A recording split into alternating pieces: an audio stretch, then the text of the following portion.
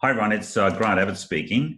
This is going to be a two-part session. I'm going to do fixed trusts. Basically, we've just put that up on the site today. Again, like all of our products, except for some of our less expensive ones, it's $99 and really comes to the fore of the fruition for both land tax in New South Wales and also trust losses under the Income Tax Assessment Act 1936, in particular Schedule 2F, which we'll have time to go through. It's a fairly simple area to look at. We'll have a look at that, and then I want to go through, and I'll stop the recording there once I finish that, and then I'm going to record again just a shorter version of the MOTE, or our Comprehensive Estate Plan, because I'm getting quite a few questions around that, and I've done some longer versions, but I'd like to just put it out for about 15 or 20 minutes and take you through some of the key features around that one. Let's go off, and we're getting very close to Christmas. So this is a very tight session. Obviously, people have got kids on holidays. We're winding up with family and friends, and fixed trust probably not on the top of the mind. When we get around to the MOTE, that absolutely will be top of mind. So when I go in the fixed trust, we've got in our package anyway, which I'll show you later, we've got our superannuation unrelated investment trust, which is obviously a non-related trust that can be used by two funds or three funds and family trusts, because they all get grouped together if they're related entities, as long as no one has more than 50% of ownership of the unit holding that are related. Then effectively it's an unrelated trust, and it can conduct property development, investment, businesses, a whole range of things. So I really like the use of the superannuation unrelated investment trust. We've also got our standard unit trust. The only thing about the standard unit trust you'll find is there's flexibility in terms of streaming different income to different unit holders. And as a consequence of that, it's not a fixed trust at law. And particularly for land tax purposes. So we'll go through that very shortly. So under land tax, essentially all our related entities get grouped. And then obviously we have a threshold for land tax in New South Wales, and above that threshold we pay a land tax.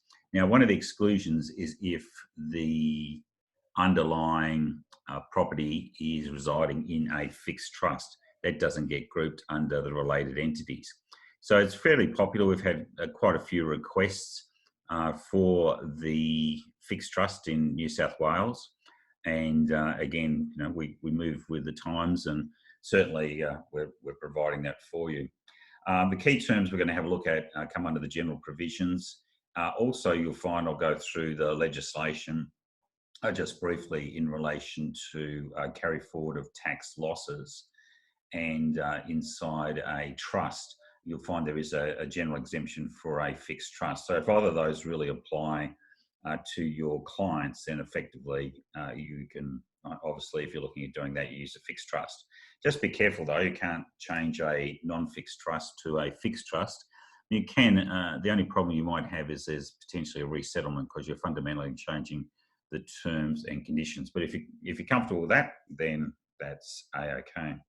So let's just bounce out of here and go and have a look at our site here. So I've done up a couple before you. You can see there, we've got quite a few. What I'll do is we'll just go down to the fixed trust provisions. You can either, the two ways you can get it is through here. So if I just go fixed, this is like a Google search, and it'll pop up the fixed trust we've got there. Or alternatively, we can go down and have a look at our product categories. And of course, that's actually going to be here. So when we have a look at that, we've got quite a few. We've got the non-foreign purchaser, our standard discretionary, leading member discretionary trust, which is, it's a pretty important one. Declaration of trust, which we just put up recently. Our superannuation unrelated investment trust, and of course we've got our fixed unit trust here. So I'm just going to go through the key criteria here, because I've embedded that in about the product. But in New South Wales, fixed trusts are eligible for land tax threshold. The LightYear Docs fixed unit trust meets this criteria. A fixed trust is where the beneficiaries or unit holders are considered owners of the land as at the taxing date. This is because they are presently entitled to the income and capital of the trust. These entitlements cannot be varied by the trustee in any way. So if we go down to general information, so this comes straight out of Section 3A2 and Section 3A and B of the Land Tax Management Act. So to qualify as a fixed trust, the trustee must satisfy the following relevant criteria. The unit holders are presently entitled to all of the income of the trust after payment of the proper expenses incurred by the trustees authorised in authorised administration of the trust. The unit holders are presently entitled to the capital of the trust and may require the trustee to wind up the trust and distribute the trust property or net proceeds of the trust. These entitlements cannot be removed, restricted, or otherwise affected by the exercise of any discretion or by a failure to exercise any discretion conferred on a person by the trustee. For unit trust, only one class of units can be issued, obviously, and the proportion of trust capital unit holder is entitled to on winding up or surrender of units must be fixed. It must be the same as the proportion of income of the trust. So this is quite different to what we would normally see in a unit trust, where we want to have an ordinary amount of flexibility. But again, it's mainly for land tax. So if I just go out of here, you can go in, just to give you an idea, a couple of things here. If you can see there on the top right-hand corner, I've got my in progress docs. So you can actually see there's quite a few documents there. For example, if I have a look at Abbott-Family, I've got an account-based pension which I can open up and relaunch if I want, but I haven't completed that. So that's my in progress doc if I want. My vault, which essentially we'll have a look at, just a couple of the little ones quickly. All your invoices pop up here as well. So you can, if you need an invoice for anything you've acquired, if you're on our LightYear, if you're LY Strategist on the monthly, they pop up monthly. If you're on a license, then it's an annual. Otherwise, all your document purchases will actually pop up there if you need an invoice, if you're going to send that on to the client. Now, in terms of my vault, we go in there, you can see there I've got a lot of clients in there, and obviously there's a lot of test sites. There's, for me, you look at Melbourne Gangland Group. I do most of mine under the Abbott-Family. So you'll see when we pop up, we've got a whole range of different documents that I've done there and shown you over the last few months. The one that I recently did this morning, mainly because most of you laugh when I get out and I start typing, I'm pretty hopeless, so I've actually pre-done it for you. As you can see there, it was done this morning at 7:23, and that's Queensland time. So I've got my download if I want, I've got my bin, or I can do my relaunch. So just know that it's really important when you do go into your document and you do start the document, that you do put it into a vault, into a folder, and give it a name, because once that happens, then you've got access to it at any point in time. It's easy to go back and relaunch, because we all know clients, and even ourselves, we make mistakes when we're completing these documents. So we're going through the fixed unit trust. As I said before, we've got capacity on this platform to complete up to 10 million documents an hour. So those on licenses, feel free to really get into it. We'll have a look at the mode a little bit later on, because I think that's a real game changer for a lot of us. So the name of the document, so this is just to make it easier for you to find. So it's the Smith Unit Trust. And then for those of you who've got licenses or you're on that monthly subscription, you can put in your white label, which would then give you a tag, and your label tag will be there. Now that takes us usually about a good couple of hours to do. So unfortunately, if you just a pay-as-you-go user, we can't really justify that amount of money to put that up on. But if you are on our LY Strategist or your licensee, absolutely we'll put it up. So if you put that in, then your logo pops up. Just a few of these things up here, save answers as you go through. Once you save answers, the benefit of that is that that now means that you've got a my in progress doc. So you can always go back, and if you want to go back, just leave it and come back later on. You don't want to finish the document, you've got to get further information, then that's the best way of doing it. You can also preview the document. It's not the perfect preview, but it does look pretty good there. So you can see as the typos, it's not the best formatting, but it gives you an idea of, the relevant data that you've got there, who the initial unit holders are, who's the trustee, the recitals, so on and so forth, which I'll look at very shortly. So I've got that. I've got to go back to the interview because I've used that. I also can get a summary section here. So these are all the questions that I've completed. So it's not a bad idea to go to summary just to check everything as being completed, that there's no blanks there. And that way it enables you to make sure that you've got everything set up right before you actually complete. But it doesn't matter. I mean, if you complete it, you can always go back and relaunch anyway. So either way, it gives you a lot of flexibility. So we've got the document set up. We go to the general, so the name of the trust. I haven't put in the execution date. If you heard me before, I generally leave that blank, and I'm not a great fan of going in and using a pin to complete that later at stage.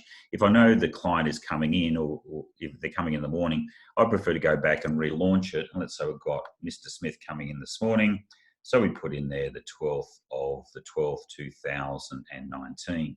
And then obviously if we then change that, so we find out that, oh no, he's actually deferred, he's going to come in tomorrow, then we can change that to that time. I prefer to have everything fixed, looks a proper document rather than having pins and all that, because again, if we have a pin, that could have put in anywhere at any time, and of course it can be challenged, particularly when you're looking at the OSR or particularly the tax office. So with the trustee, when we have a look there, we've got, I've got a company, Smith Nominees. I've got, so this is the trustee of the fixed unit trust. I've got two parties, John Smith and also John Jones. Now I can either go back up here and go to the next, or I can just press next. So then I go through and work out who are the initial unit holders. So here I've got an individual. Now it asks me for how many units does the initial unit holder investment entitle them to. So I've got 100. Now importantly, when we do our certificates, so out of this process, each unit holder will get a certificate. I'll have, it'll be for 100 units. Their initial amount they contributed, so $1 units, there's 100 of them, and here there's no unpaid amount. So the trustee of the unit trust, which is going to be Smith Nominees, if you see up on the left, is going to receive $100 from our unit holder here, which is John Smith, and we've put the address in there. At any point in time, we can add additional unit holders, and then what I've done is, and remember, these are the initial unit holders. Just one thing for you there is, the way the deed is set up is that the initial holders will give the money or a check to the trustee of the fund. So the trustee is set up as Smith Nominees, and then those checks or those monies are actually the settlement amount. So where you have a unit trust, because they're not discretionary beneficiaries, you don't need to have a set law. Effectively, what will happen is the units themselves are the settlement of the trust. So I've got John Smith, and then we've got his family trust have come in. So we've got the family trust, likewise 100, but we've got 100 units at $1, but 50 of them are paid and 50 of them are unpaid. So you may use this structure, for example, where you want people to all have equivalent units, particularly when you come around to the suit. Remember the 50-50.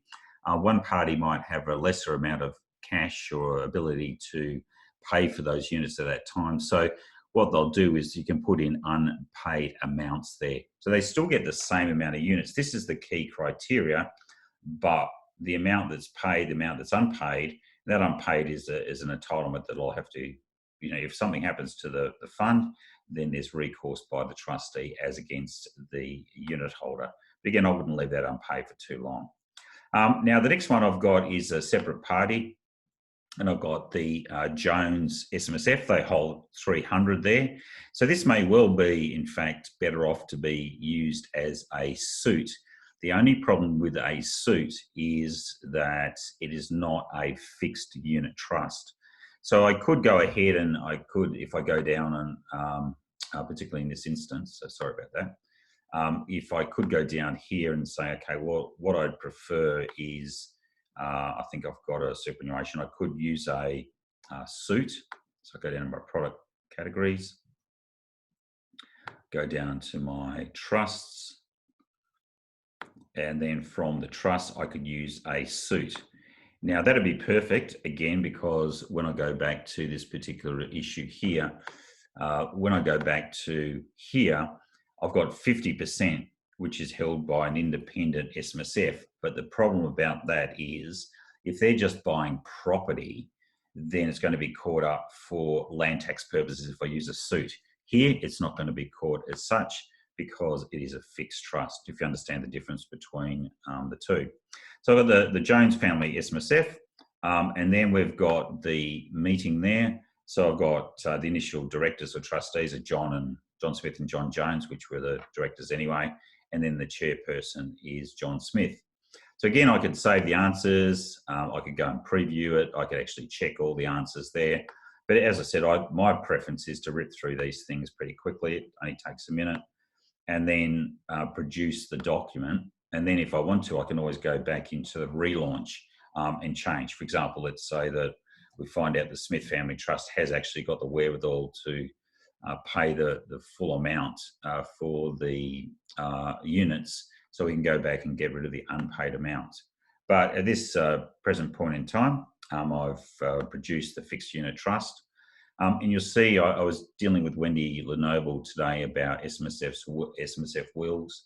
And she was asking, is it possible to go in and actually change the document? Why don't we have it in a Word? The problem about the Word is that you can see here, I've chosen the Abbott-Morley logo.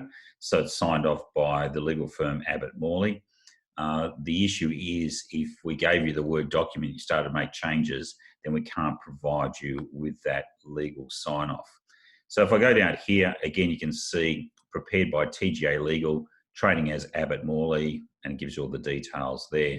So again, that's one of the reasons why we produce it in a PDF, and also protects you, because if you go in and change the document too much, then you're actually providing legal advice and potentially challengeable under the Legal Professions Act.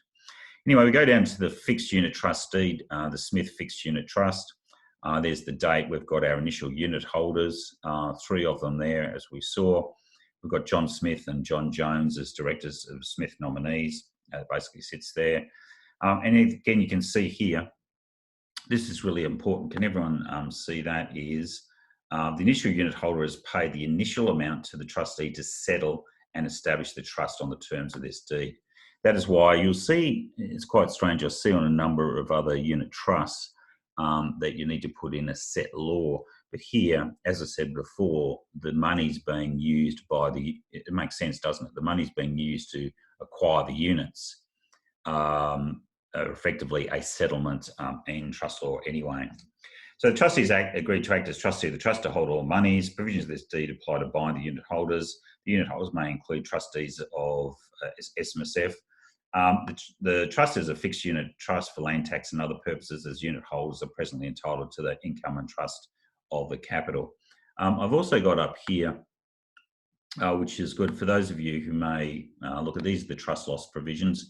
There's a number of terms and conditions where a fixed trust is useful. But under the trust loss provisions, this information is for trustees who want to use a tax loss to reduce the net income of their trust. A tax loss of the trust can be carried forward and used to reduce the trust's net income in a later year subject to certain tests. These tests and the trust loss provisions restrict the use of trust losses and debt deductions. So when we go down and have a look at what the criteria are, so which tests to apply, you'll find here that depending on the trust, so if I was using a non-fixed trust such as a suit, then the types of tests to apply is the 50% test and pattern of distributions test. So there's and also control and income injection test. So there's quite a lot there in order to use the trust loss provisions or carry forward. Widely held unit trust, not too bad. We can also go down to our family trust. Our family trust, not too bad if we've made the exception, or we've actually made we've made the election to become a family trust, then we just have to apply the income injection test. But then when I go through the accepted trusts, What I do there is you can actually see under section 2F, section 2E, the accepted trusts are a family trust at a particular time, or a complying SMSF. Obviously, you can carry forward losses, even shows you that it's a trust. Trust of a deceased estate is also important. Or here, D, at a particular time as a fixed trust, as a unit trust, exempt entities have fixed entitlements directly or indirectly and for their own benefit of the trust. So again, that's beneficial for us. If I go back and have a look here, if for those of you, if you'd like to get a sample of this, please contact us at support@lightyeardocs.com.au. So that's support@lightyeardocs.com.au. This video will be up on our support center at a later stage. For those of you who are licensees or LY strategists where you've got unlimited deal, I'd suggest you go in. It takes you 5 minutes, honestly, to do that, but then pull it down and know that you've got this in a folder. It's not a bad idea anyway to get one of your staff to really go through, complete generically all the documents we have there. I know there's 60 or 70, but in quiet time, say in January, get them go through and keep a folder, printed folder, or electronic folder where you can go back and have access to those sample documents at any point in time. In fact, do them with all your details, not a bad idea. So we go through, you've obviously got all your details there, your definitions. So I just want to go through a couple of things that are important. So when we go through and have a look at our valuation of the trust fund, and then we have a look at our record of unit holders, you need to have a register. So you'll see there the unit issue. John Smith is 100 units. Smith Family Trust is only initial amount is subscribed as 50, but see how they get 100, and then the super fund actually gets 300. Now the problem about this one, if I had a look at that, this could never be a suit anyway, because the Jones Family Super Fund controls that trust. If I wanted to, I could go back in and change the unit holding. Let's say give John Smith an extra 100 units to make it a fixed suit. And then we go down and you'll find that when it comes around to the income, have a look at all the provisions there, and the capital distribution of income essentially has to be according to the unit holder's proportion of each unit holder's interest. So there is no discretion as to who gets income or what gets income. And there's only one class of units there. If I then go down, we go down to the end of the deed. And then effectively, with the end of the deed I've got there, you can see there both John Smith and John Jones as directors of the corporate trustee sign off, and then it's the deed. What now pops out is also our unit certificates. So we've got the Smith Fixed Unit Trust. We've got the amount that's paid, the amount unpaid, that's be then signed by the chairman. We've got the second, you can see there the second certificate number, again 100, but here we've got paid and unpaid. And then I've got the third one, which is a 300. That's the Smith Fixed Unit Trust, but this is now the Jones Family Superannuation Fund. Again, that'll be signed. I'll then go into the first trustees meeting, and that talks about the appointment of trustee, contributions, etc. And then we've got a schedule as well at the end of that, so that'll be signed by the directors. And then at the end, I've got a schedule which details all of these.